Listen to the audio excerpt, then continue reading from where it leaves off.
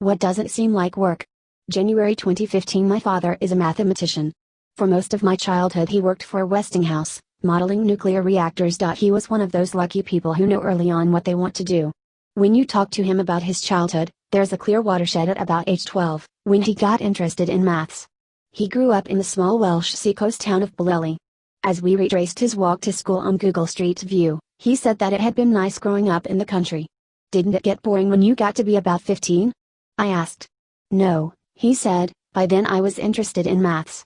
In another conversation he told me that what he really liked was solving problems. To me, the exercises at the end of each chapter in a math textbook represent work, or at best a way to reinforce what you learned in that chapter. To him the problems were the reward. The text of each chapter was just some advice about solving them.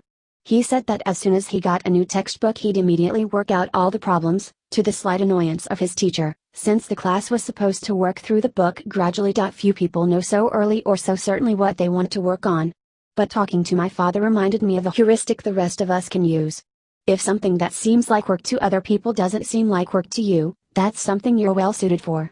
For example, a lot of programmers I know, including me, actually like debugging. It's not something people tend to volunteer, one likes it the way one likes popping zits. But you may have to like debugging to like programming, considering the degree to which programming consists of it. The stranger your tastes seem to other people, the stronger evidence they probably are of what you should do. When I was in college I used to write papers for my friends. It was quite interesting to write a paper for a class I wasn't taking. Plus they were always so relieved. It seemed curious that the same task could be painful to one person and pleasant to another, but I didn't realize at the time what this imbalance implied, because I wasn't looking for it.